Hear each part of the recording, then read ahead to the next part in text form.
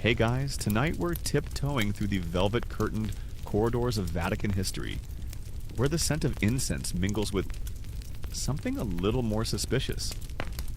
You can hear distant chanting, the echo of sandals on marble, and somewhere, maybe in a hidden wine cellar, a cardinal is whispering a deal that definitely isn't in the Bible.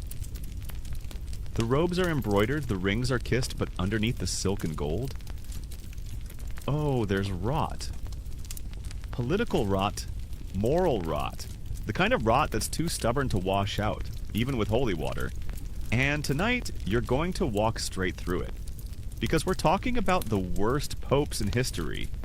Not just mildly bad, not just oops, forgot to fast during Lent bad. No, we're diving into the kind of papal disasters that make you blink twice and mutter, wait, the Pope did what? So, before you get comfortable, take a moment to like the video and subscribe, but only if you genuinely enjoy what I do here.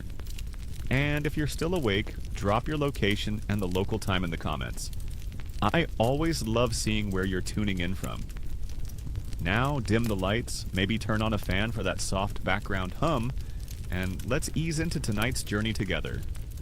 You are in Rome. Not tourist Rome, not selfie at the Colosseum Rome. No, this is the 15th century, and the air is a heavy mix of candle smoke, garlic, and the faint metallic tang of old coins. You trudge down a stone alley barely wide enough for two monks to pass. On the right, a butcher shop. Flies dance in lazy spirals over something vaguely animal-shaped. On the left, an ornate door leads to a building with no sign, just a discreet carving of crossed keys. The symbol of the papacy.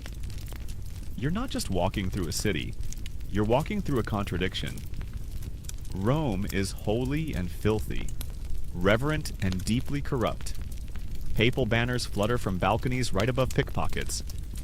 Inside the Vatican walls, debates on divine mercy echo down marble halls, while in secret, gold changes hands faster than Hail Marys in confession booths.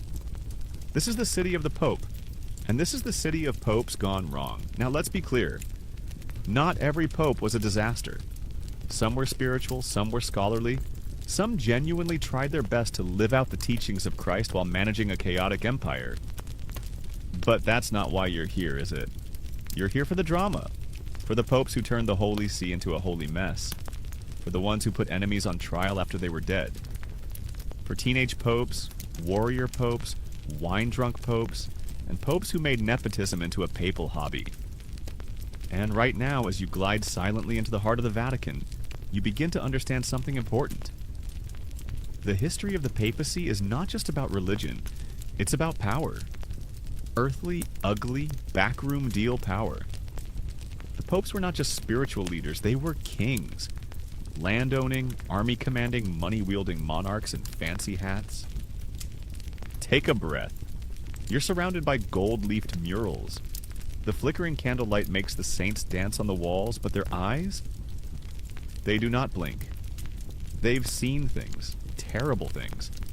Things involving poisoned chalices and forged decrees and very, very awkward family dinners. A servant brushes past you carrying a decanter of wine so old it probably remembers Charlemagne. You glance down the hallway and see a cardinal adjusting his scarlet robes in front of a mirror, muttering to himself in Latin. Is he preparing for mass or for battle? Here's the kicker. The corruption didn't always wear a snarl.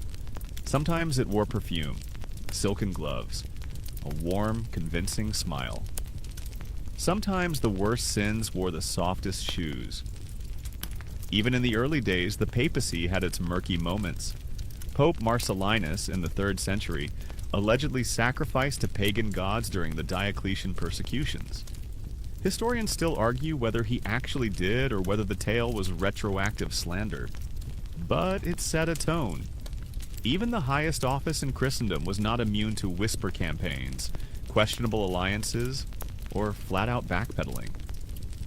And the further into the Middle Ages you go, the wilder it gets.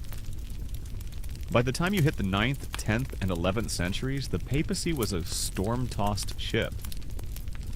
Italian noble families treated the position like a family heirloom, passing the papal tiara around like it was a particularly shiny game of musical chairs.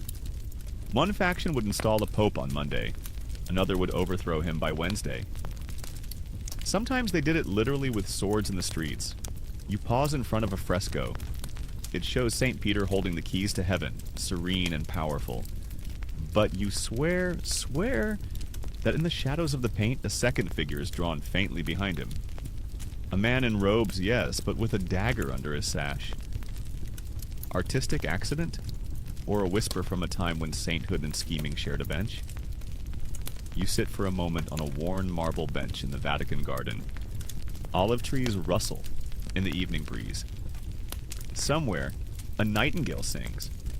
Peaceful, almost sacred, but even this garden has roots tangled with blood and bribery. A little-known fact. Several popes, even the really shady ones, were canonized later. Yep. Sainthood was not always about spiritual excellence. Sometimes it was about who you knew, who your family paid off, or whether the documents proving your miracles could be forged with enough convincing ink. One pope even declared a former pope a saint, while under the influence of his own mistress's family fortune. Quirky detail? In medieval times, the papal apartments were designed with secret escape routes. Not for security reasons against invading armies, no. Those routes were for slipping away from scandal. One door led to a wine cellar that connected to a bakery. Another passed behind a tapestry of St. Augustine and opened into the quarters of a well-known courtesan. You shift on the bench. Something scurries past your feet. You glance down, expecting a rat. Instead, it's a parchment. You pick it up. A list of names. All popes. Some with small notes beside them. Suspicious death. Nephew appointed cardinal at 14. Accused of simony. One line simply says, corpse trial, you'll get there soon. And, oh, will that be a ride. But for now, just know the story, it's not just about one corrupt pope here and there. It's about a pattern, a legacy, a centuries-long parade of silk-clad sinners and halo-polishing hypocrites who somehow convinced millions that they were the voice of God on earth, while using that voice to negotiate land deals, arrange marriages, and once allegedly commission a lion pit in the papal garden. Historians still argue whether that was a joke, a metaphor, or an actual lion pit. You really hope it was metaphorical, mostly. So, as you stand, dusting off your robes and preparing to walk deeper into the cloistered heart of papal mischief, remember this. You're not just learning about history. You're visiting the world's weirdest job interview. A job where the perks include eternal salvation, diplomatic immunity, and occasional assassination attempts. And the disqualifications? Morals optional. Your next stop, a courtroom drama like no other. Bring your own gavel. You're not dreaming. You really are standing at the edge of a courtroom where the defendant is dead. Fully dead. Buried. Exhumed. And now dressed in papal robes again. Stiff fingers looped over a Bible he can't read. Mouth slack in eternal silence. You shift uncomfortably on the cold stone bench. Because even though you came here for strange history, this might be a bit much even for your curiosity. This, dear listener, is the Cadaver Synod. And the star of the show? Pope Stephen VI. It's January of 897. The air in Rome is sharp and damp, smelling faintly of mildew, incense, and an uncomfortable mix of human ambition. You're in the Basilica of St. John Lateran, the official cathedral of the Bishop of Rome, aka the Pope himself. But tonight it's less cathedral and more crime scene. In the front of the basilica, seated like a king of chaos, is Pope Stephen VI.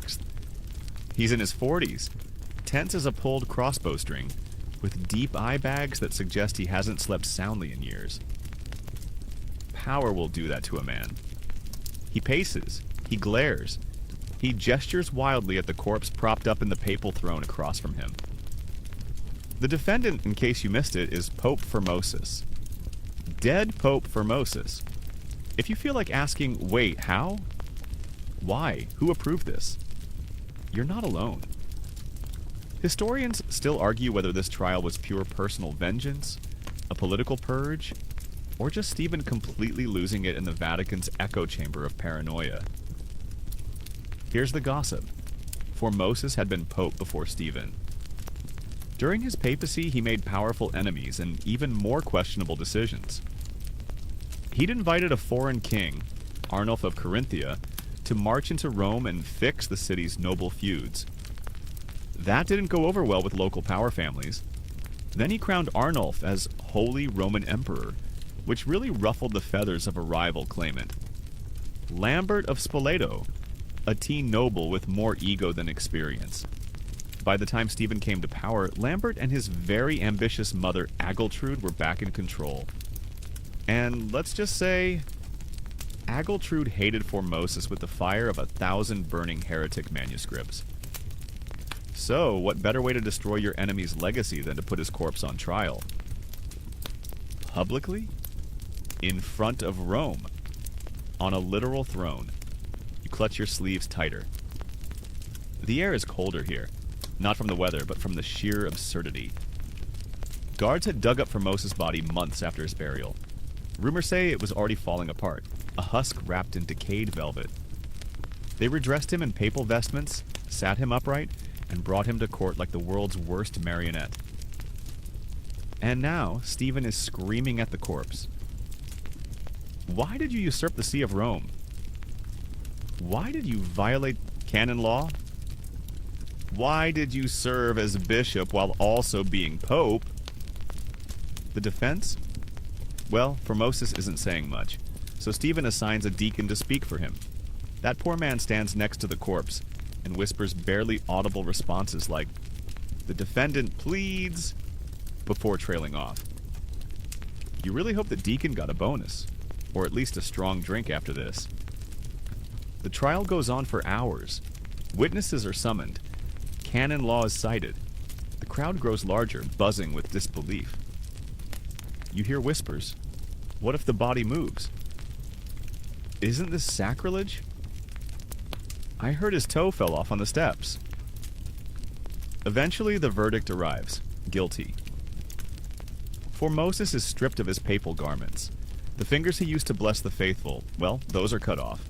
His body is dragged out, unceremoniously tossed into the Tiber River. Later rumors say fishermen pulled it out and reburied it, respectfully this time. But by then, the damage was done. Here's the twist. This wasn't the end of Stephen's power play.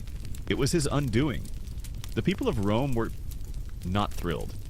The clergy was horrified. Even hardened nobles muttered that the corpse trial had crossed a line. Within a few months, Stephen was imprisoned by a mob, then found strangled in his cell. No one was surprised. And as for Formosus, ironically, after all that, he was reburied in St. Peter's Basilica with full honors. Twice, actually. His legacy was partially restored, though historians still argue whether he deserved the honor. Some say he was a shrewd, reform-minded pope, caught in impossible politics. Others say he was a manipulator who played too many sides and finally lost. Either way, no other pope has been put on trial after death. Once was enough. You rub your arms, still chilled from the vibe. The Cadaver Synod wasn't just a moment of medieval madness, it was a turning point. A clear signal that the papacy wasn't some divine moral beacon. It was a chessboard. And sometimes the pieces got weird? Quirky tidbit? After this event, the church briefly issued a new decree. Popes could not be judged once dead. They called it no trials for corpses. A rule you'd assume didn't need to be written until... well, it did. The basilica is quiet now. Echoes of that absurd court drama have faded into candle smoke and silence. You pass the empty throne where Formosus once slouched, bones wrapped in embroidered shame. It's just a chair now, a symbol without a voice. You wonder how many other papal secrets are buried here. Not just under marble floors, but inside the memories of frescoed walls and incense-soaked pews. You turn the corner and catch a glimpse of something new. A fresco showing a teenage boy in papal robes, tipping over a wine jug and laughing. That can't be real, can it? Oh, but it is. Next up, the frat party pope. And if you thought things were already absurd, brace yourself. He hasn't even graduated puberty yet. You're standing in a lavish hall where the walls are so gold they reflect your face like a funhouse mirror. Marble floors, velvet drapes, and tapestries thicker than winter cloaks line the room. But what catches your eye isn't the luxury, it's the noise. Loud laughter, the unmistakable sound of a goblet shattering, and someone, definitely someone, shouting Latin curses while playing dice. Welcome to the Lateran Palace, and welcome to the papacy of John the 12th. Probably the youngest, wildest, and most spectacularly unqualified pope in all of church history. He's not your standard old man in robes, no stooped back or soft-spoken Latin prayers. No, this pope's barely grown stubble. He's 16, possibly 15, maybe 18. Historians still argue whether his exact age was known, but it doesn't change the vibe. This kid is running the Catholic Church like it's a teen after-party his parents forgot to cancel. You inch toward the corner of the room, trying to stay out of sight. There's a party going on. Not a dignified, incense-heavy papal banquet. No, this feels more like a Roman version of spring break. Except the toga isn't optional, and the guy leading it all wears the papal tiara. John the 12th was born as Octavianus in 937, part of a powerful Roman noble family. His dad, Alberic II, more or less installed him as pope when he was still practically picking at acne. It wasn't a spiritual decision. It was political. Alberic wanted to control the Vatican even after he died, and what better way than to plop your teenage son into the most powerful throne in Christendom? The result? Chaos wrapped in silk, soaked in wine. You peek around a marble column, there he is, John the 12th himself, lounging in a chair carved from ivory, shirt open, crown askew, and one sandal kicked off. He's laughing at something whispered by a woman seated in his lap. The woman is definitely not a nun. Whispers in Rome say that under John's rule, the Lateran Palace was transformed into a brothel. That's not poetic exaggeration. That's what actual clerics of the time claimed, even conservative. Churchmen, usually tight-lipped, called it the House of Harlots. You hear the phrase murmured as a servant slips by you. Domus meretricium. The list of his alleged scandals is wild enough to be a college prank list. He was accused of ordaining a deacon in a stable, selling church offices like candy at a festival, and, to quote one contemporary chronicler, invoking demons while playing dice. That's right, even his gambling came with a supernatural flair. And yes, historians still debate which of these accusations are true and which were political smears. But the sheer number and intensity suggest that something unholy was definitely going down in the Lateran corridors. You find yourself wandering deeper into the palace, past the party rooms and toward a private chamber. The door is cracked open. Inside, a meeting is happening. Not of bishops, but of bishops' enemies, soldiers, nobles, mercenaries. You quickly realize John wasn't content with just parties. He dabbled in war, too. At one point, he invited Otto I, the German king, to come to Rome and help defend his position.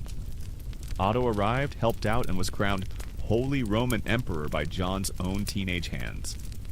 But then John got cold feet. Or bored. Or threatened. Either way, he started secretly writing letters to Otto's enemies, encouraging them to attack. Otto found out. The betrayal wasn't just rude, it was insanely risky. Otto marched back into Rome, convened a synod of bishops, and put John on trial. This time, unlike poor Formosus, the defendant was alive. John didn't show up, not once. He was too busy fleeing the city, possibly with a stolen church treasury in tow. The synod declared him deposed. The bishops listed his sins on official documents: simony, sacrilege, murder, perjury, incest, and yeah, let's just say the list was long and spicy. Some of it may have been exaggerated, sure, but some of it, likely true. The church replaced him with a new pope, Leo VIII. But here's the kicker. John came back, with mercenaries. He stormed into Rome like it was a video game quest, kicked out his replacement, mutilated some clergy who dared oppose him, and reinstalled himself on the papal throne like it was his gaming chair. Then, suddenly, quiet. He died. Alone. According to one medieval source, he died of a stroke while in bed with a married woman. Other reports say he was beaten to death by the woman's husband, who burst into the room like a wrathful plot twist. Either way, his papacy ended the way it had begun. Messy, scandalous, and more Roman comedy than religious epic. You walk through the ruins of his bedroom. The bed is gone, the walls repainted over centuries, but something still lingers. A feeling, like the air remembers.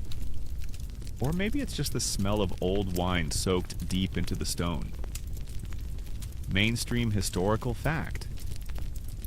John XII's reign is one of the most cited examples of papal corruption in the 10th century, a time already nicknamed the Iron Age of the Papacy for how brutal and chaotic it was. He was the epitome of everything reformers would later try to fix.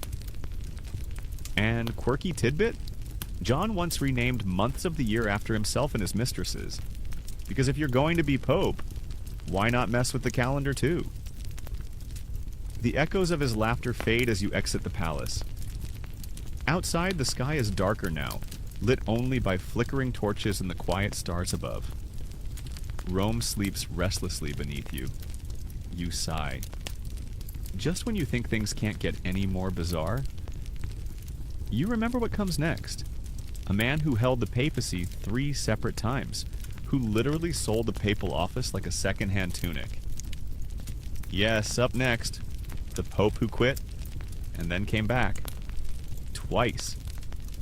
You step through the stone archway of yet another Roman chamber, half expecting more chaos, and surprise, it's there waiting for you. But this time, it's weirder.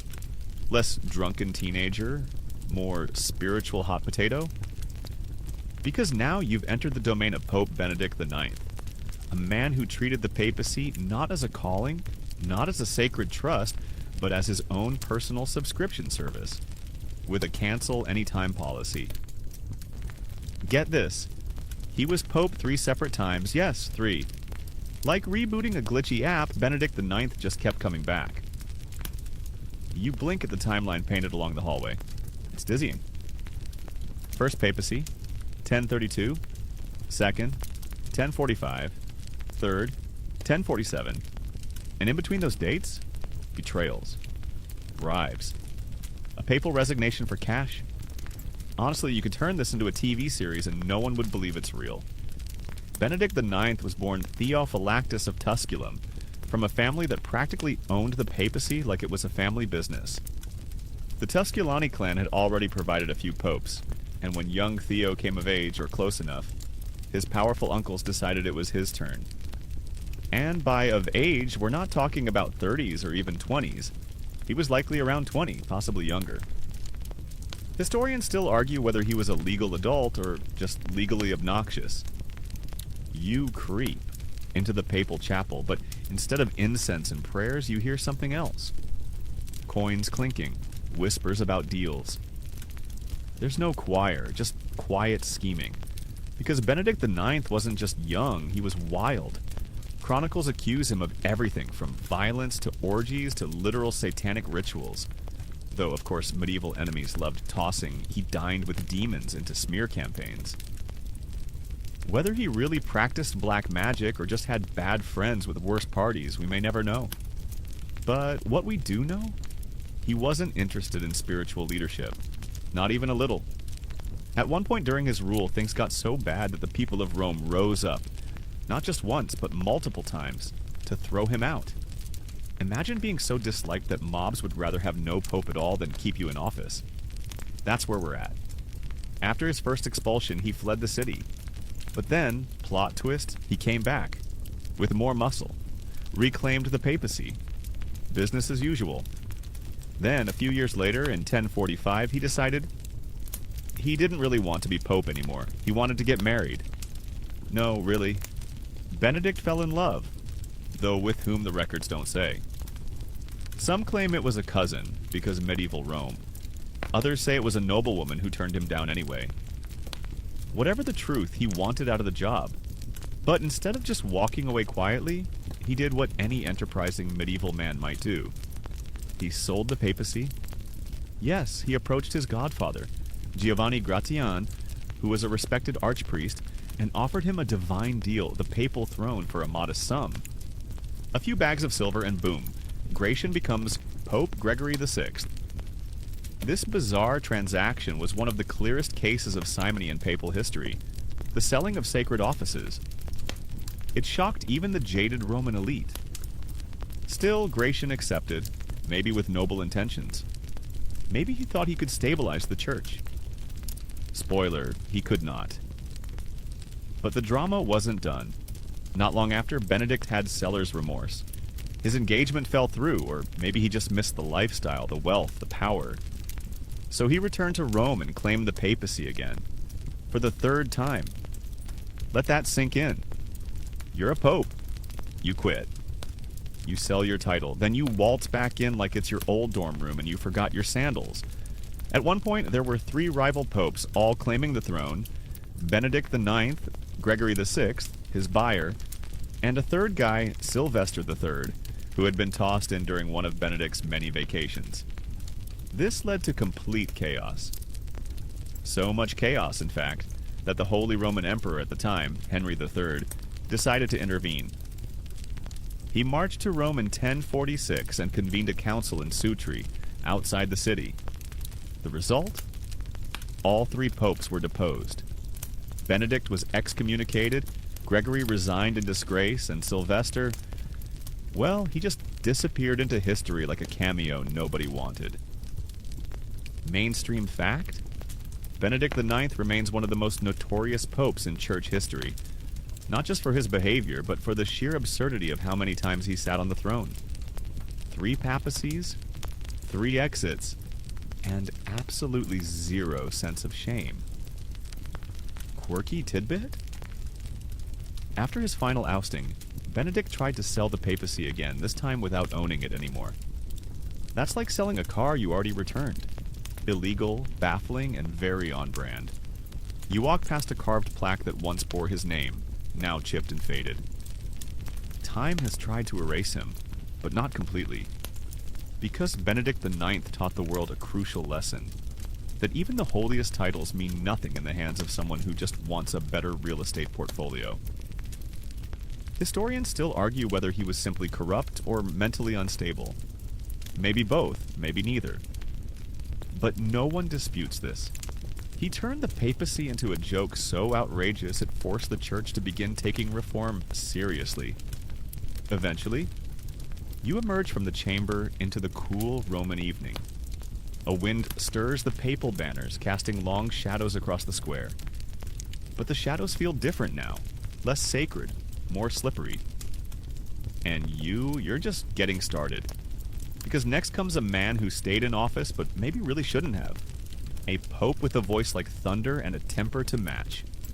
Get ready to flinch. You're walking straight into the reign of the screaming pope. You step through a towering doorway into the Vatican's inner sanctum, half expecting peace, solemnity, maybe a quiet little prayer echoing off the walls. Instead, you nearly jump out of your skin. Liars! Heretics! Fools! A voice bellows down the corridor like a thunderclap wrapped in Latin fury. You're in the era of Pope Urban VI, a man who shouted more than he blessed, alienated nearly everyone around him, and single-handedly helped ignite one of the biggest messes in church history, the Western Schism. And as you tiptoe further in, you get the feeling, this man was not made for diplomacy. Urban VI was elected pope in 1378. His real name? Bartolomeo Prignano. A stern, ascetic man, and this is important, not a cardinal at the time of his election. That already raised a few eyebrows, but more importantly, he wasn't a Roman. That mattered. See, just before him, the papacy had been in exile in Avignon, France for nearly 70 years. Popes had gotten cozy with French kings, and Italians were not loving it. So, when Pope Gregory XI died and the conclave gathered in Rome, a mob formed outside the walls, chanting, screaming, even threatening violence, demanding a Roman pope. The cardinals, terrified of being murdered in their pajamas, elected someone Italian enough, Prignano. Technically Neapolitan. Close enough. At first they thought they'd made a decent pick. He was a reformer, seemed serious. A bit stiff, maybe, but hey, this was the papacy, not a birthday party. Then he started yelling. A lot. Urban VI, once given supreme authority, revealed a volcanic temper that could fry a choir boy at 50 paces.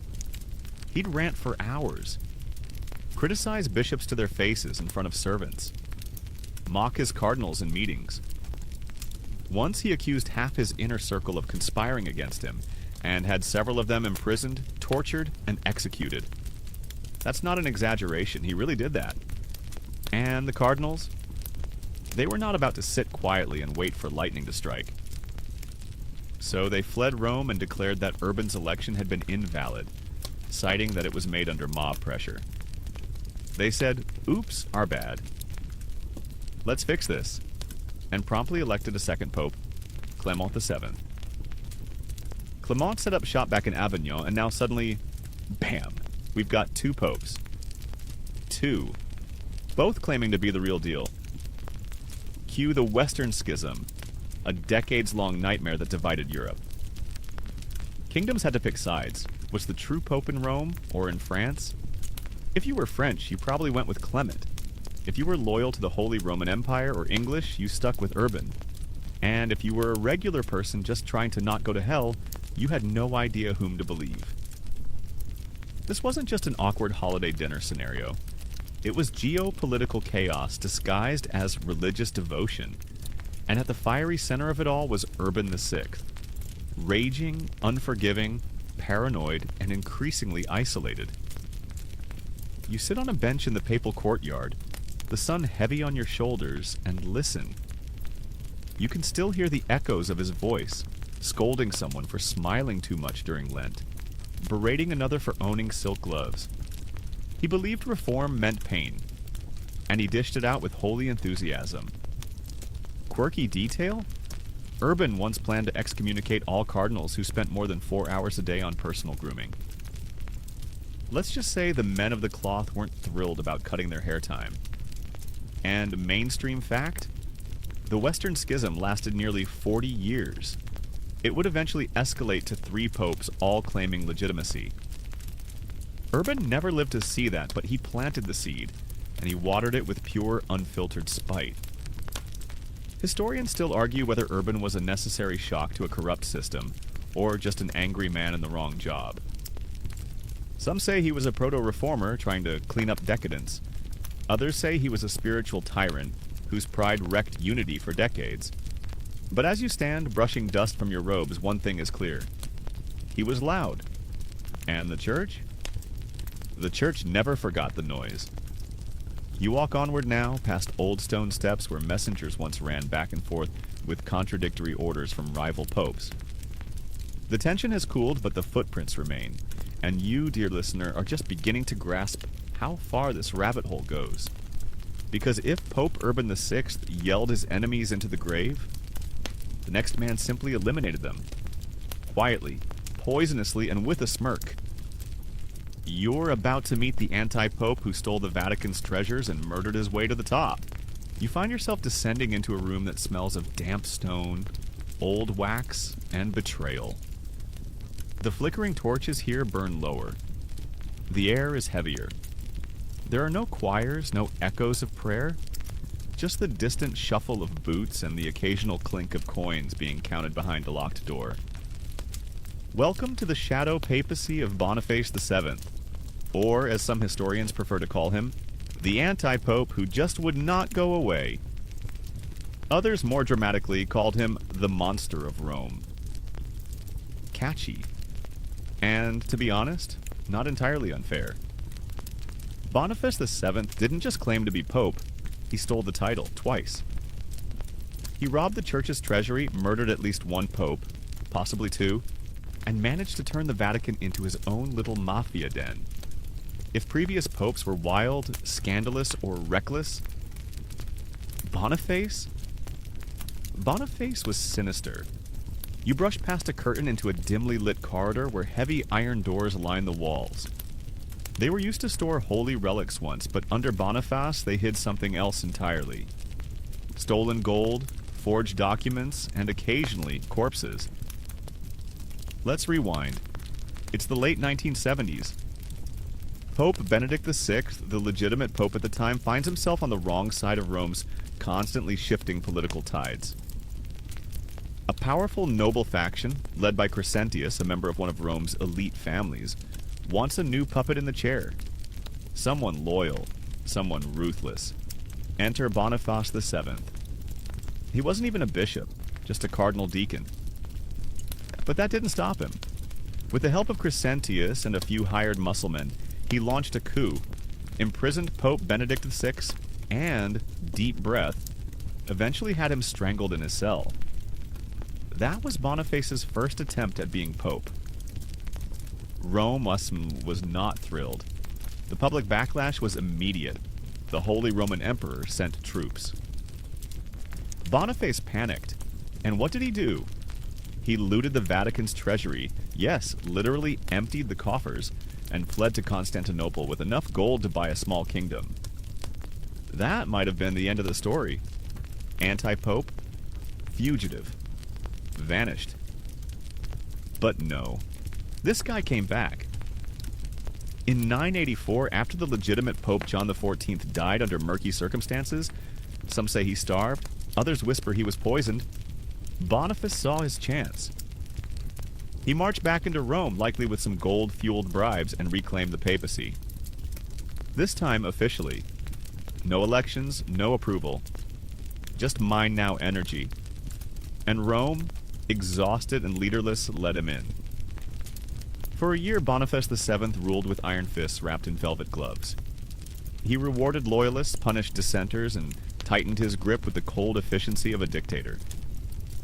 Meanwhile, rumors swirled of secret executions, quiet assassinations, and coin purses exchanged in candlelit corridors.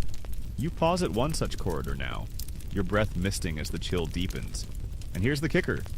While other popes masked corruption in incense and piety, Boniface barely pretended. He knew what he was and leaned into it. He ruled not like a shepherd, but like a gangster in a cassock. Quirky tidbit? Boniface allegedly paid men to whisper his holiness in marketplaces, to create the illusion that his papacy was loved by the people. The original PR campaign sponsored by fear and florins. But his second reign, like the first, didn't last. Just over a year after returning, he was found dead. Probably poisoned. It's hard to say whether it was his own guards, Roman nobles, or divine intervention. The cause is still debated, but the effect was immediate. Rome turned on him with legendary spite. They dragged his corpse through the streets. Yes, again, with the dragging. They stripped his body naked, mocked it, and dumped it at the feet of the Lateran Basilica. Unburied, unwanted, unmourned. Eventually, a group of clergy retrieved the body, gave it a quiet burial, and tried to scrub his name from the record. But Boniface VII left a stain that couldn't be cleaned. He wasn't forgotten. Mainstream fact? Boniface VII is still regarded as one of the most corrupt and violent claimants to the papacy in history. Even the Catholic Church never recognized him as a legitimate pope. He remains an anti-pope, a usurper whose reign was built on blood and gold. Historians still argue whether Boniface's second term was truly papal or merely tolerated. Was it rule by consent or rule by exhaustion? Some say Rome accepted him out of fear. Others argue it was just political convenience. You slip into a chamber once used for treasury records. Empty shelves now. Just dust and the faint echo of coins that bought a throne. You lean on a cold marble column and let your mind catch up. A pope who murdered, looted, fled, and returned. Twice. A pope who turned the Holy See into a criminal enterprise. And still, the papal story is far from over. Because next up, a man whose name you might recognize. A man with a family so famous, so poisonous, so flamboyant, they inspired centuries of drama and conspiracy. Yes, you're about to step into the perfumed and poison-laced world of the Borgias. And the Pope at the center of it all? Rodrigo Borgia, better known as Pope Alexander VI. Get ready. The food is delicious. The wine never stops. And someone at dinner is definitely plotting to kill you. You can smell the feast before you even reach the dining hall. Roasted game birds, spiced fruits, platters of truffles and honey-glazed chestnuts, all laid out under flickering chandeliers. Perfume hangs thick in the air, covering something sharper.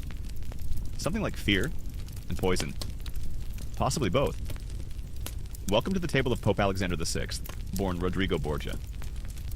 Cardinal, father, political tactician, Pope, and walking scandal. You slip into the shadow of a velvet curtain just as a servant sweeps by with a gilded tray. His eyes flick left, then right. Nobody moves casually in this palace. Everyone calculates. Everyone listens. Because in the Borgia household, secrets are currency, and if you misplace yours, you may not live to regret it. Rodrigo Borgia became Pope in 1492. Yep, same year Columbus sailed west and discovered a continent full of future tragedy. While ships crossed oceans, Rome had its own explorer, one not of seas but of sin and strategy. Borgia's papacy? It's the textbook definition of excess. He threw parties that made royal banquets look like awkward family dinners. He elevated his children, yes, children, into powerful positions. His son Cesare became a cardinal and later a military commander, while his daughter Lucrezia was married off like a political chess piece again and again.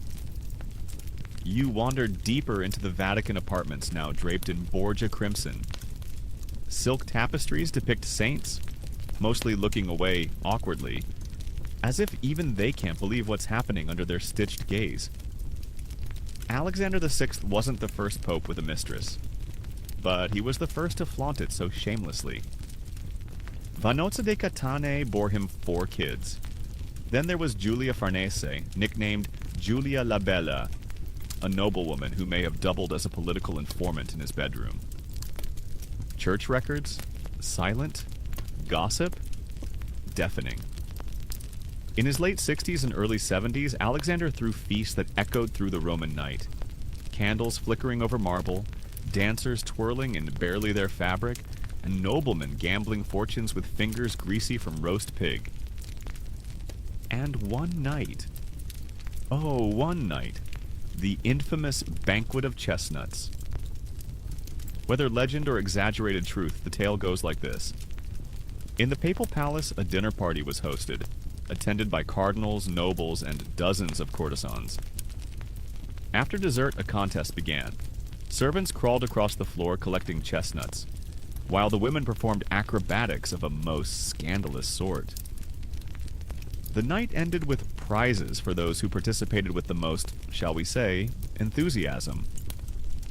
Historians still argue whether this event truly happened as described, or whether it was invented by enemies to discredit him.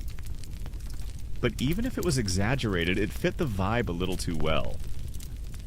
And what of Lucrezia, his daughter? Was she just a pawn, a victim, a co-conspirator? She was married off at 13, later at 17, and again at 20. Each time to men with land or titles her father wanted. Rumors swirled of incest, poison rings, and secret pregnancies. But again, proof is foggy. What is clear? She was politically invaluable.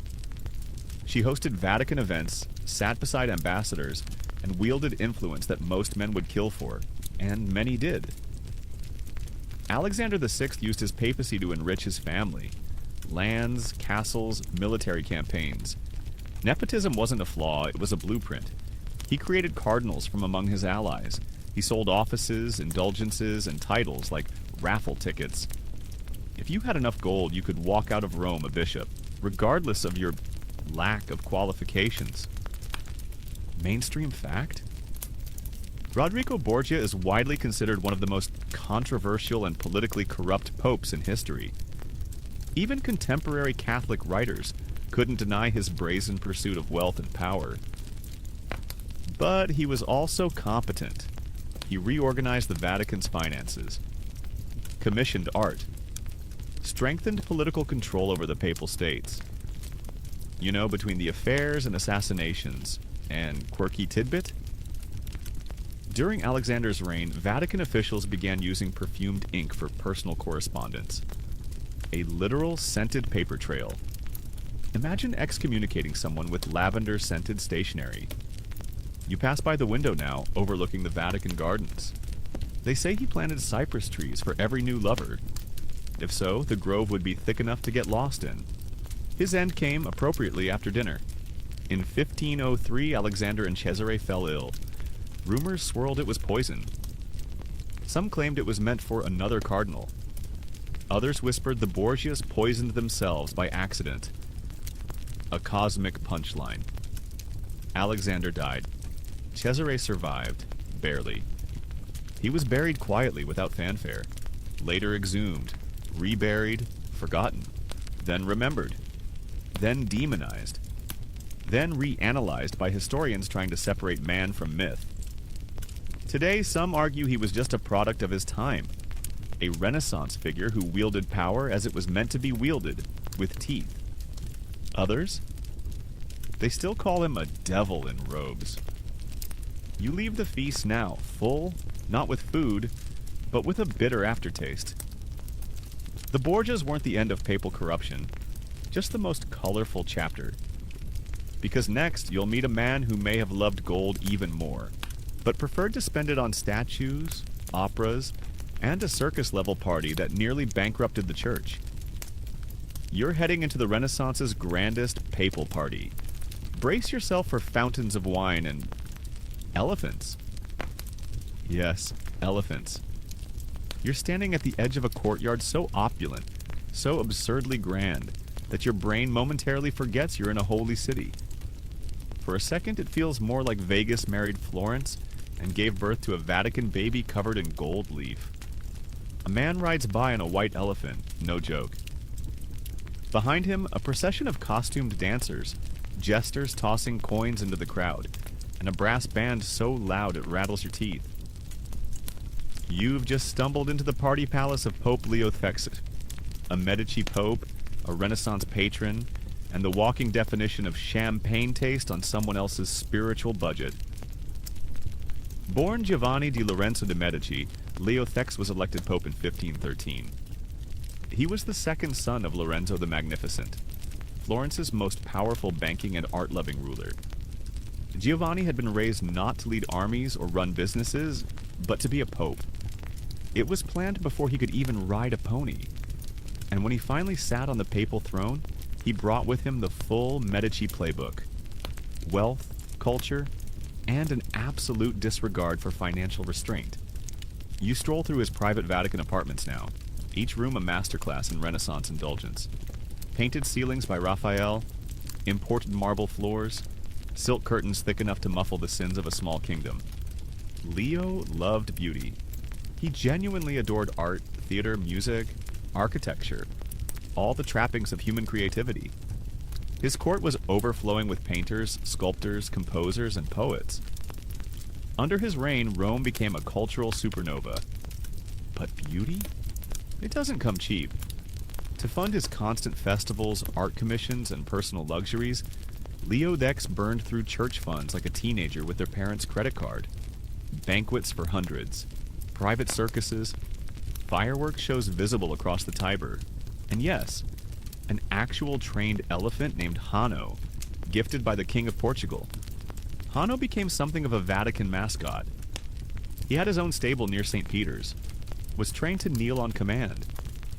And when he died of constipation, true story, Leo wept and buried him with honors, complete with a poem by the papal court poet. You pass the old garden where Hano once strolled. A faded stone elephant marks the spot. Leo's spending wasn't just for show. He used lavish gifts and cultural prestige as political tools, charming nobles, impressing foreign dignitaries, and reinforcing the church's image as a beacon of divine glory on earth. But beneath the velvet and violins, something darker simmered. To keep the papal treasury afloat, Leo X authorized widespread sale of indulgences. Basically, spiritual get-out-of-purgatory free cards you could buy for cash. These weren't new, but under Leo, the practice exploded. Professional salesmen toured Europe, preaching fiery sermons about damnation and dangling salvation like a Black Friday deal. Enter Martin Luther. A monk in Germany, outraged by what he saw as spiritual extortion, nailed his 95 Theses to a church door in Wittenberg in 1517. It was a theological mic drop, and the start of the Protestant Reformation. Now, did Leo panic? Not exactly. At first he laughed it off. Called Luther a drunken German who would feel differently once he sobered up. But the sobering never came. Instead, the Reformation spread like wildfire. Leo tried to suppress it, declared Luther a heretic, issued bulls of excommunication, but the damage was done. The splintering of Western Christianity had begun. And here's the irony. While the church crumbled abroad, Leo kept throwing parties in Rome. Mainstream historical fact? Leo X is remembered as a patron of the arts, but also as the Pope who failed to prevent the Reformation. His luxurious lifestyle and aggressive fundraising practices created the perfect storm of resentment and rebellion across Europe. Quirky tidbit? Leo once received a mechanical organ powered by water as a gift. He was so amused he made everyone in the Curia listen to it before dinner, calling it proof that man could imitate angels. Most cardinals just wanted to eat. Historians still argue whether Leo was naive or calculated. Did he truly underestimate Luther's challenge, or was he just too distracted by elephant parades and wine fountains to care? You wander past the Hall of Constantine, where Leo once danced beneath golden ceilings, while the outside world questioned the church's authority. There's a strange echo here. Music that once played, laughter that once rang through these halls. But it's gone now. Faded. Like perfume on old parchment. Leo died in 1521, likely of pneumonia. Some whispered he was poisoned. Others that his weight and stress caught up to him. Either way, his death was sudden. And the Vatican treasury? Absolutely empty. Not a lira left. The popes that followed would scramble to recover, rebuild, retrench. But the cultural powder keg had already exploded. And as you exit Leo's gilded world, blinking into the less decorated halls beyond, you feel the weight of something shifting. Beauty without restraint. Faith without reform. It couldn't last. So the next pope? He didn't throw parties. He threw punches, armor, swords, siege towers. You're about to meet Pope Julius II, the warrior pope. And no, that's not a metaphor. He literally led armies into battle. The air is different now. Gone is the sweet haze of incense and wine. The laughter of courtesans has faded. You can feel it in the stones underfoot. Harder, colder, roughened by the boots of soldiers rather than the slippers of bishops. You're no longer in the Vatican's palace of pleasure. You've crossed into a war room. This is the reign of Pope Julius II, a pope who traded velvet for armor, scripture for siege plans, and didn't just bless armies. He led them. You step into a private chamber that smells of oil, iron, and sweat. Maps are unrolled across the table. Swords hang on the wall beside tapestries of saints. And in the corner, a dented helmet painted with a tiny papal coat of arms. This is no Renaissance prince posing in costume. This is the warrior pope, and he's not here to pray. Julius II, born Giuliano della Rovere, was elected pope in 1503. But before he got the white robes, he'd spent decades clawing his way through church politics like a mountain lion in a cassock.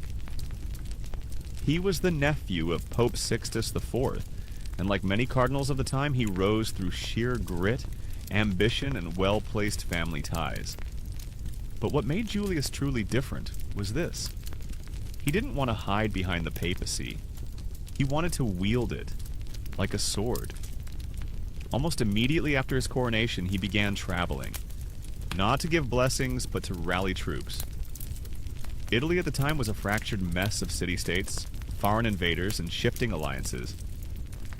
Julius didn't like that. He wanted a unified papal states, free from outside interference. And if that meant war, well then, Deus Vult. You watch as he strides into the courtyard in full battle gear. White beard tucked under a steel helmet, the papal banner fluttering behind him. He doesn't ride in a carriage, he mounts a horse. Doesn't wait behind the walls, he rides to the front.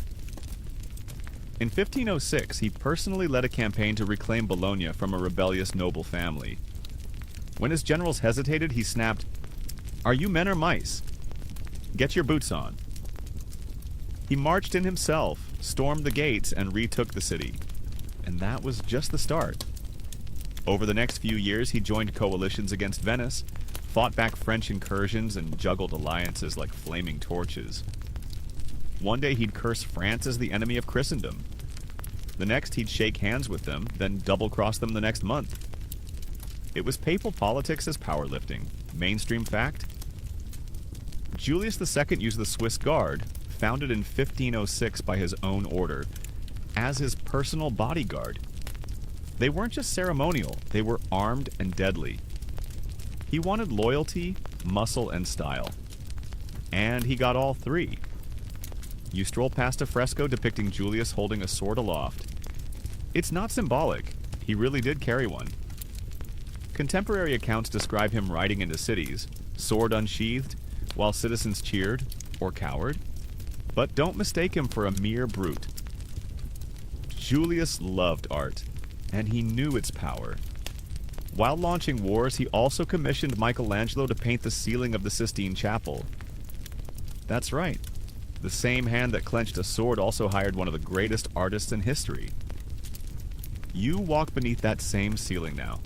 The light shifts across the frescoes. Adam reaching out to God, prophets lost in thought, angels suspended mid-breath. And while Michelangelo was up there, painting on scaffolds, Julius would pace below. Impatient, demanding, sometimes screaming. The two men despised each other. Quirky tidbit? During a particularly heated argument, Michelangelo stormed off and refused to continue. Julius sent soldiers to drag him back. The Pope reportedly muttered, "If he weren't so good, I'd have had him excommunicated by now." That tension, it birthed a masterpiece.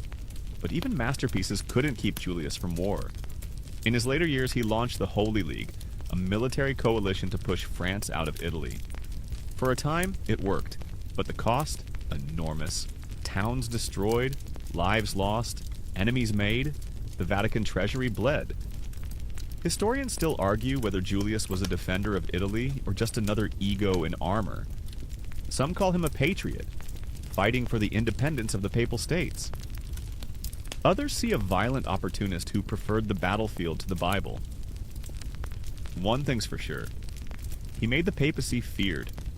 Not just respected, feared. And that legacy would echo long after his death in 1513. You step into his private chapel. No gold, no perfumes, just stone and candlelight. His tomb lies beneath the floor, modest considering the man. But maybe that's fitting.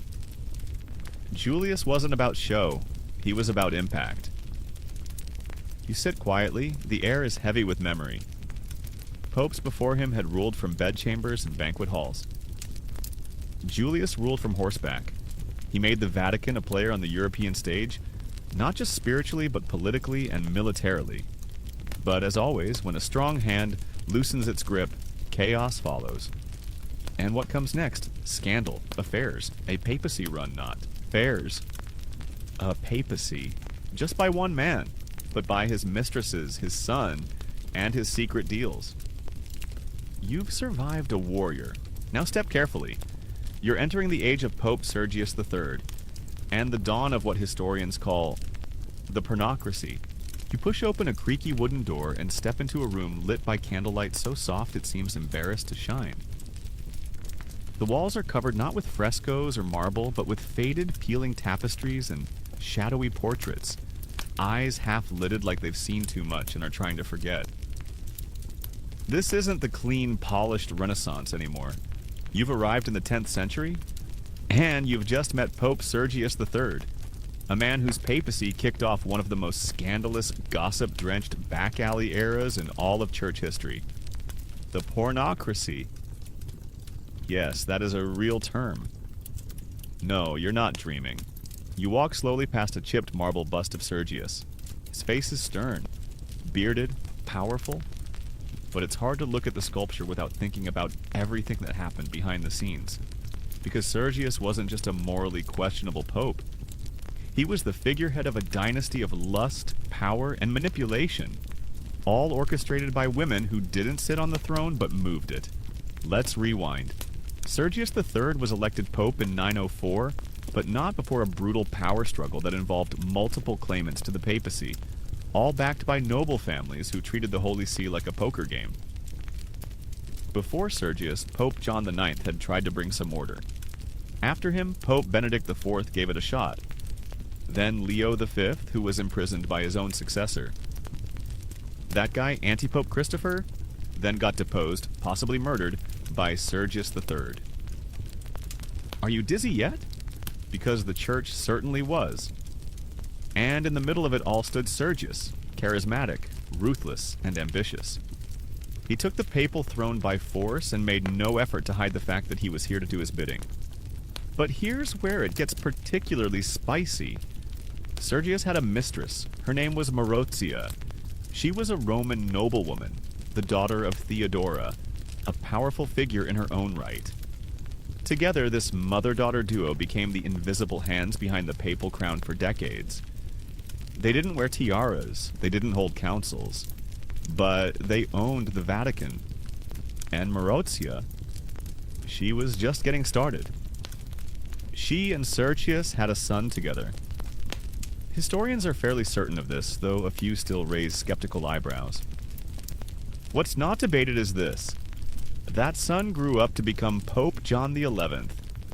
Yes, Sergius's son, born from an extramarital affair with a Roman noblewoman, eventually wore the papal crown. You glance out the stained glass window, the colors muted under the dust. Somewhere in that city below, a woman once whispered a command, and a pope was made. This was the pornocracy, or rule of the harlots, as coined by later chroniclers.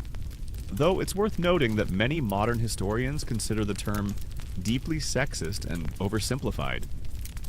Still, it reflects a certain truth. During this era, the papacy was dominated by a web of powerful Roman women who used their beauty, wealth, and strategic marriages to control who wore the tiara. And Marozia? She was queen of the game.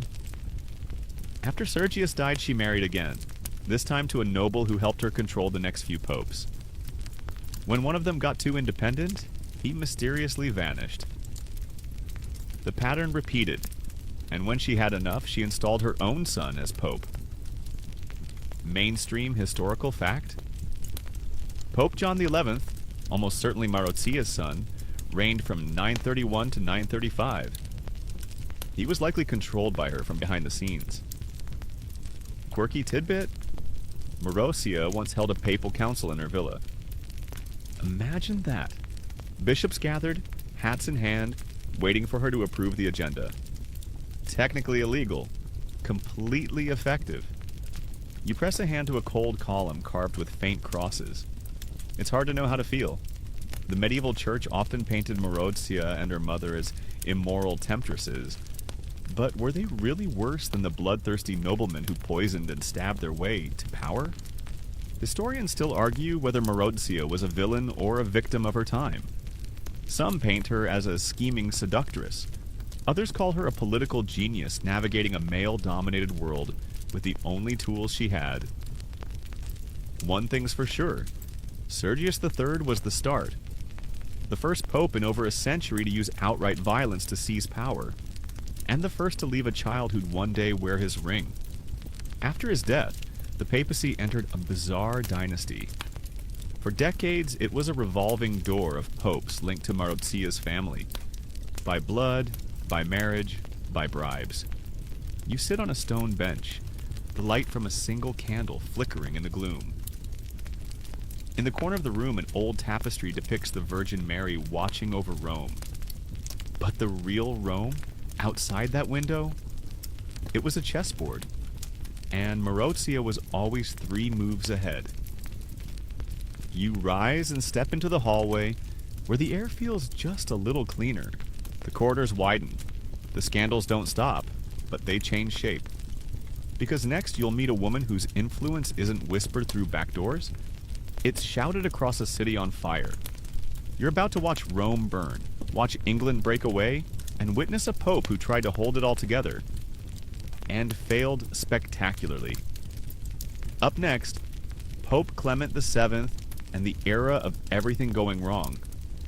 The walls are cracked. Literally. And metaphorically. You stand in a Vatican chamber that still bears scorch marks from a time when even the stones could no longer hold back the chaos. The windows are boarded. The tapestries hang limp and dark. Outside, the faint echo of a riot drifts through the corridors like the memory of thunder. This is the world of Pope Clement VII. And to be very clear, this man could not catch a break. Born Giulio de' Medici, Clement VII had pedigree. A Medici by blood, nephew to the warrior Pope Julius II, remember him? And cousin to Pope Leo X, the one with the elephant. He had money, influence, connections, all the things that, in theory, should have made him a power pope. Instead, he became the papal version of Murphy's Law. If it could go wrong under Clement VII, it did. You walk into the apostolic palace and feel the tension still embedded in the marble. You can practically hear someone sighing in Latin behind every door. Clement was elected in 1523, right after the death of Adrian VI, a Dutch reformer pope who tried, and failed, to clean up Rome after the Borgia luxury era.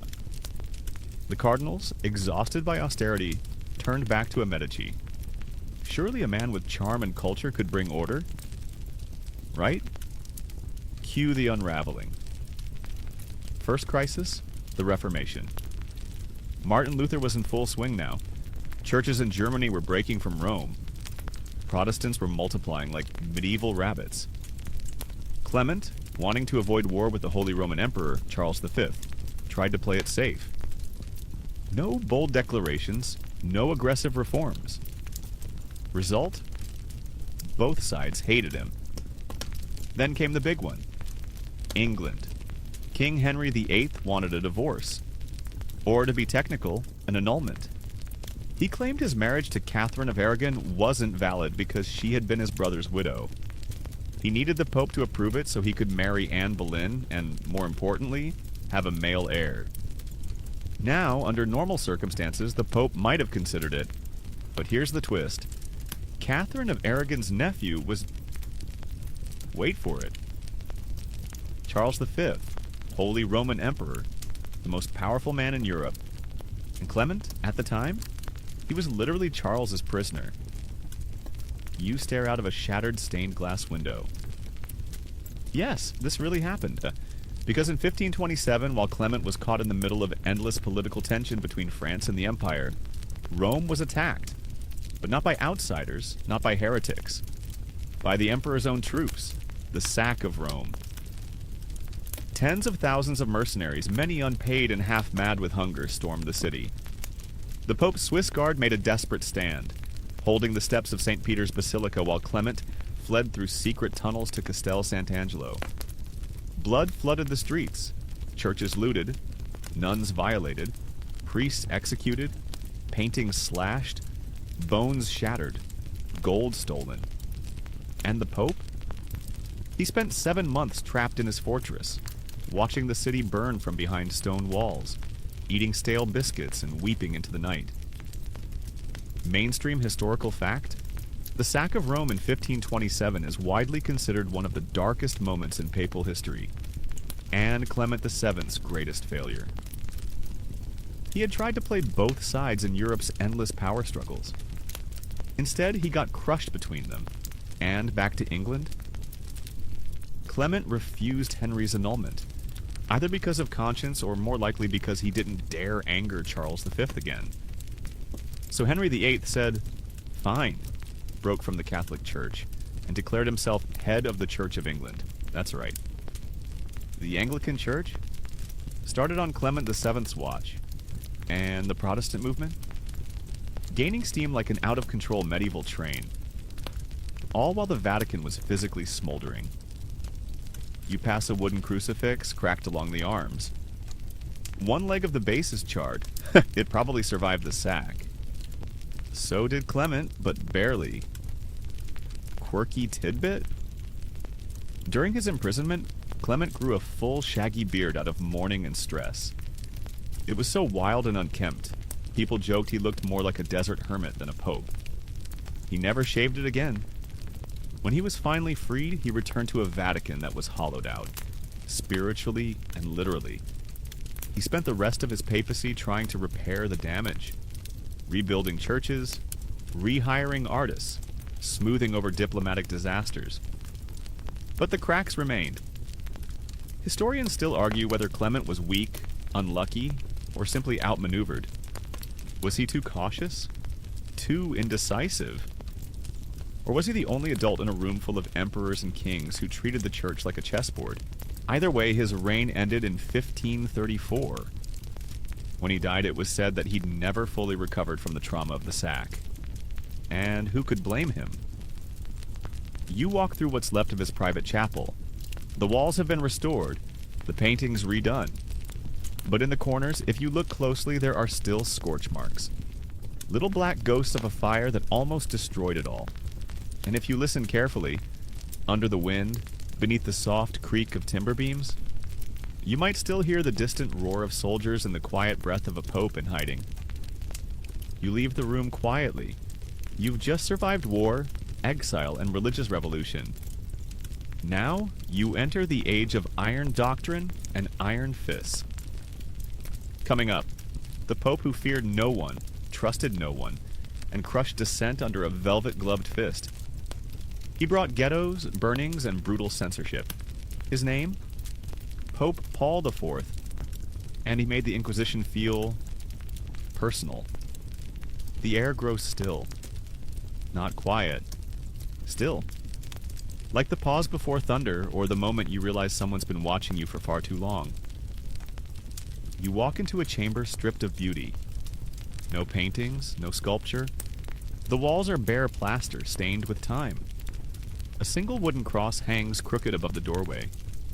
You swear it twitches slightly, as if reacting to the memory of fear. You've arrived in the reign of Pope Paul IV, and for the first time in this twisted journey, you feel the weight of history not as absurdity, but as oppression. You're no longer in the age of popes who feast or flirt or throw gold around like rose petals. You've entered the era of punishment. Paul IV didn't want to be loved. He wanted to be obeyed.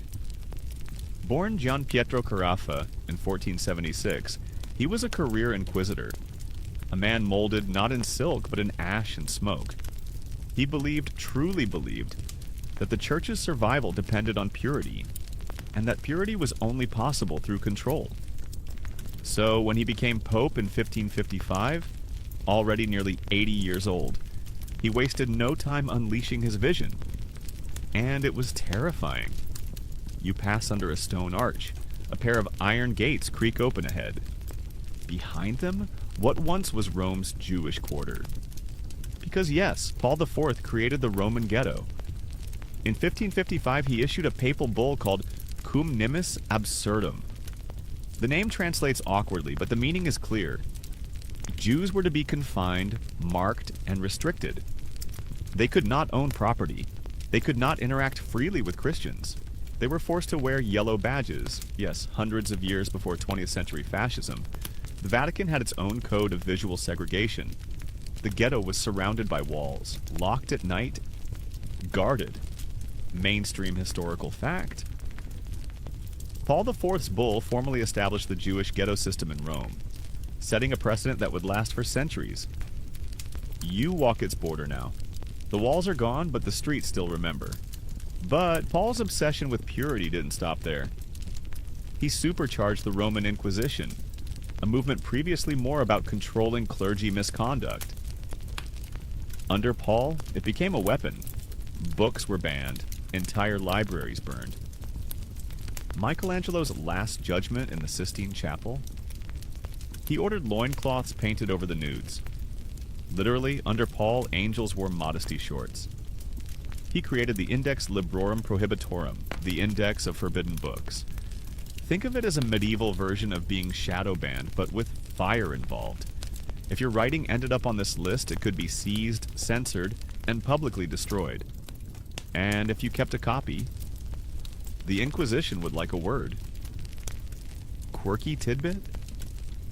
Erasmus, one of the most influential Catholic scholars of the Renaissance, ended up on that banned list. Why? For being too reasonable. Yes, really, you wander into a dark hall where whispers seem to cling to the walls. You feel watched.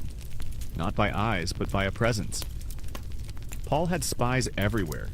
Neighbors informed on neighbors. Clergy were dragged into trials based on the thinnest accusations. He even turned on his own allies. At one point, Paul ordered the arrest of members of the powerful Farnese family, relatives of a former pope, accusing them of moral laxity and ambition. Which, in fairness, wasn't wrong, but also pot, meat kettle. Rome under Paul was a city of fear. The people grew restless, angry, but they kept their heads down. You would too in their shoes. Historians still argue whether Paul IV believed in the righteousness of his actions or whether he simply used faith as a cudgel. Some say he was sincere, a zealot with a heart full of fire. Others paint him as a bitter, aging man, projecting his inner rot onto the world. Either way, he left a mark. When he died in 1559, the people of Rome didn't mourn. They rioted. They stormed the Inquisition's palace, burned his statue in public, smashed his coat of arms off the walls. That doesn't happen often for popes. You step into his private prayer room, there are no windows. Just a single candle. You sit in the silence, and it's suffocating. The kind of silence that demands penance, even if you're not sure what you've done wrong. This was the legacy Paul IV left. A church frightened of ideas, defensive against the world, and wrapped so tightly in chains of its own making that it would take generations to breathe again. But not all of it lasted. The ghetto would eventually be torn down, the index abolished. The frescoes of the Sistine Chapel would be restored. But the echo of Paul's rule lives on, in the way institutions sometimes confuse holiness with control, and faith with fear. And now, you rise. Because next is a different kind of struggle.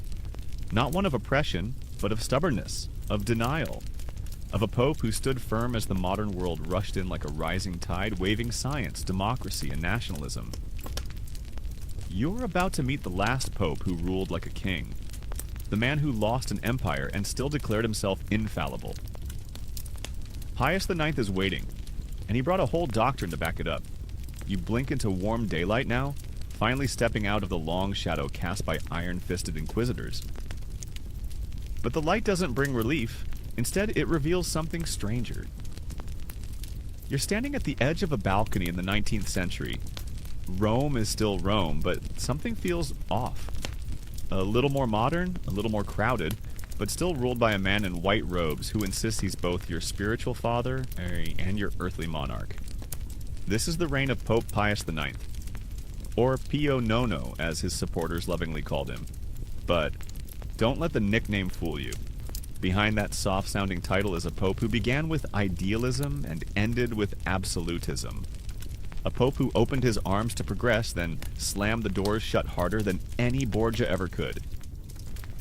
You take a seat on a stone bench, watching as pigeons flutter across St. Peter's Square. But something's different. There are rifles in the distance. Because Pope Pius IX was the last pope to rule as a king. an actual temporal monarch over the Papal States, a swath of central Italy controlled by the Vatican since the 8th century. And during his reign, he lost it all. He became Pope in 1846, and in the beginning, people cheered.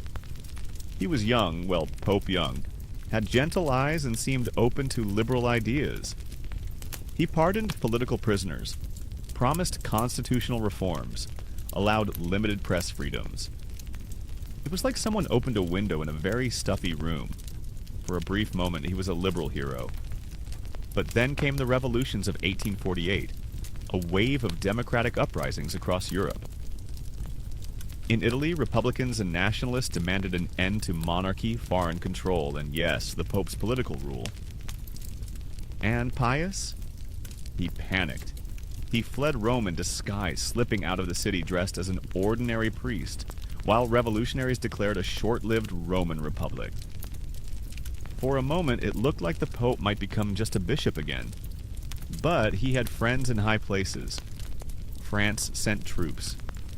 The Republic was crushed. The Pope returned, not softened, but hardened. Whatever liberal spark had lived in him died in exile. When he came back, he was not the same man. He abolished reforms, shut down parliaments, cracked down on dissent. The Vatican became a walled city in every sense. And in 1864, he published the Syllabus of Errors, a list of modern heresies, which included believing the Pope should not control the state, supporting secular education, advocating for democracy or religious pluralism. Basically, if you thought the world should change, Pius had a papal bull with your name on it. Mainstream historical fact. The Syllabus of Errors remains one of the most infamous documents in papal history, a manifesto of opposition to modernity, science, and secular governance. Quirky tidbit. Pius IX also officially defined the dogma of the Immaculate Conception in 1854, not to be confused with the virgin birth. This teaching claimed that Mary herself was born without original sin. Theologians had debated it for centuries. Pius just declared it. And that wasn't his only declaration. In 1870, during the First Vatican Council, he pushed through the doctrine of papal infallibility. The idea that when speaking ex cathedra on matters of faith or morals, the Pope cannot err. Let that sink in. A man under siege from the modern world, losing land, losing power, facing nationalist revolts, and his answer? I'm never wrong. It was bold. It was divisive. And it still stands in Catholic doctrine today. But even infallibility couldn't stop reality. Because that same year, 1870, Italian nationalists seized Rome. The last remnants of the Papal States were absorbed into the newly unified Kingdom of Italy. And Pope Pius IX? He locked himself in the Vatican. Literally. He declared himself a prisoner of the Vatican, refusing to step outside the walls. No meetings with the king, no public appearances. For the next 8 years, he ruled the church from within the tiny sovereign bubble of St. Peter's, physically inside Rome, but legally, nowhere. You walk through the hallways he once paced endlessly. The ceilings are lower here, the light filtered. There's a melancholy that clings to the wallpaper like incense to wood. Pius IX died in 1878, the longest-serving pope in history at that point. And his funeral? It nearly turned into a riot. As his coffin was paraded through Rome, angry nationalists attacked the procession. They tried to throw his body into the Tiber River. Only armed guards prevented them from succeeding. Historians still argue whether he was a tragic defender of faith or a stubborn reactionary who did more harm than good. Some Catholics still revere him as a saintly figure. In fact, in 2000, he was beatified, a step toward sainthood. Others, not so sure. He had refused to give up power gracefully, fought science, opposed modern freedoms. And yet, he'd held the church together through one of its greatest identity crises. You glance at the Vatican dome outside the window. It gleams in the sun. But behind that light is a long, flickering shadow, cast by Pius IX, a man who closed more doors than he opened. And yet, somehow, the papacy survived. You step down a staircase that spirals gently toward the archives. All these popes, each in their own way, left behind a trail of robes, relics, rumors, and regrets. Now it's time to follow that trail to its final chamber. Because the worst popes, they didn't just leave chaos behind. Somehow they left behind saints, shrines, and entire perfume lines. Yes, really. One last walk through the echoing halls of legacy. Next, the afterlives of history's worst popes. How the worst became honored, erased, or surprisingly well scented. You're almost at the end now. But just when you think things might calm down, when the chaos might finally dissolve into footnotes, you find yourself in a softly lit corridor lined with velvet ropes, display cases, and reverent plaques. This isn't a throne room. It's a museum. And yet, behind the glass, you see objects that belong to men who probably shouldn't be anywhere near a shrine. Golden rings once slipped onto poisoned fingers, letters written with ink laced in deceit, even a pair of embroidered papal slippers rumored to have stepped over a corpse or two on the way to power. You've entered the Vatican's long, strange process of selective memory, where even the worst popes over time were reimagined, rehabilitated, or quietly swept under the rug. Welcome to the afterlives of history's worst popes. Let's start with a surprise. Pope Pius IX. You remember him, the man who locked himself in the Vatican, banned books, and said no to democracy like it was a personal insult? Well, he was beatified in the year 2000 by Pope John Paul II. That's right. The same man whose stubbornness helped lose the Papal States is now officially one miracle away from sainthood. It sparked massive controversy. Many Catholics applauded the decision. Others, especially Jewish communities, protested, pointing to Pius IX's enforcement of the Roman ghetto and his refusal to return a Jewish boy who had been secretly baptized and forcibly taken from his family. Historians still argue whether Pius was a spiritual visionary or a theocratic fossil. But sainthood has a way of smoothing over rough edges. You move to the next display. A shimmering case holds a letter written by Pope Alexander VI, Rodrigo Borgia. The same guy who hosted orgies, fathered multiple children, and allegedly poisoned guests at his dinner table. No sainthood here, but surprisingly no official condemnation either. In fact, his papal documents are still cited. His image? Still painted respectfully in some chapels. One modern historian even described him as a capable administrator who happened to have questionable taste in parties. That's one way to put it. But perhaps the strangest turn of all belongs to Pope Formosus. You remember him, right? The dead guy put on trial in a full corpse suit during the Cadaver Synod? Well, after being dug up, reburied, and dragged through the Tiber, he was eventually reburied again, this time with honor in St. Peter's Basilica. Centuries later, a small cult of reverence grew around him.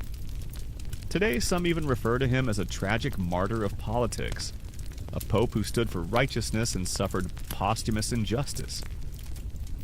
Quirky tidbit: a niche line of luxury papal-themed perfumes once released a limited edition scent named Formosus Number. Deviati notes of myrrh, sandalwood, and what one reviewer called a faint trace of mold and vengeance.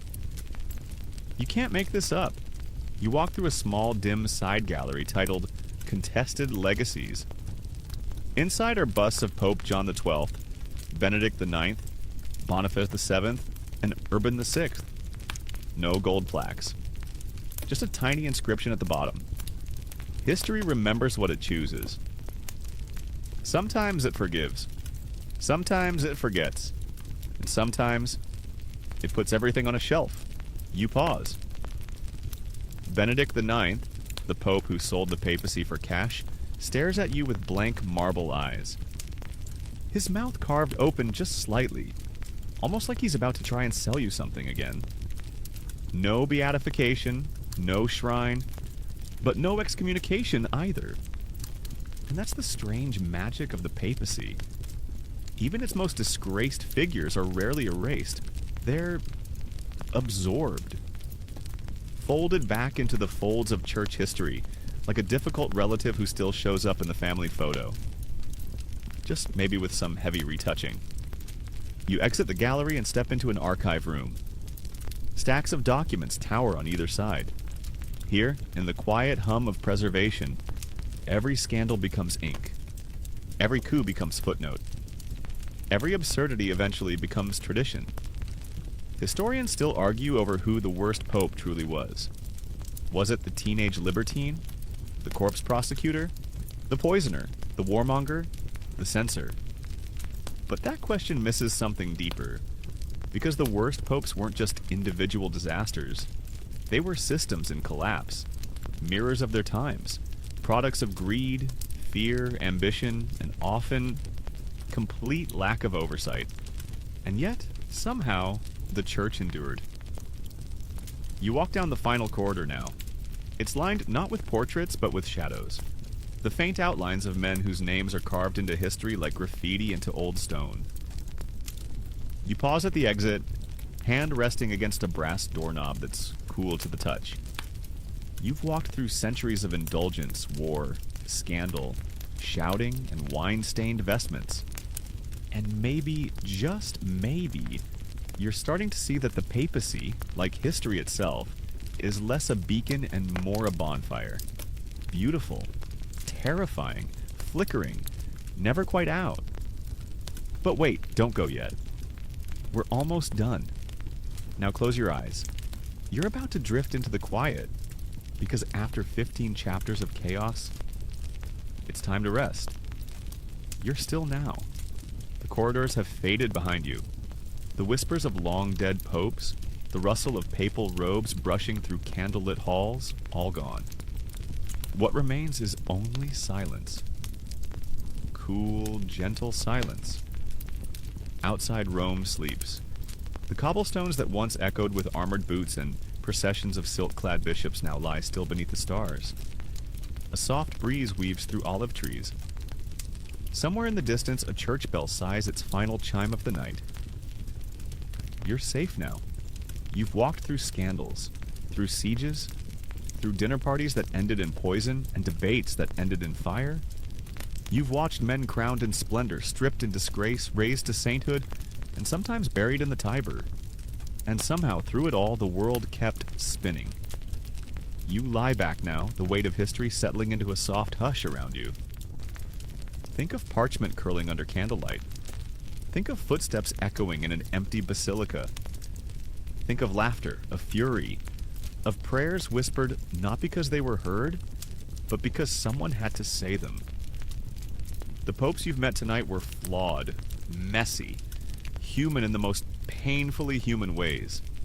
But in that strange, stubborn humanity, there's something oddly comforting. Even the highest thrones are still just chairs. Even the most sacred voices can crack. Even the men in white can stumble through darkness. You exhale. The air is softer now, your thoughts slower. You let go of the scandals, the noise, the names. They can rest now. And so can you. Close your eyes. You made it. The worst of history is behind you. The night is long, the hum is low, and the past, no matter how loud, has finally gone quiet. Sleep well,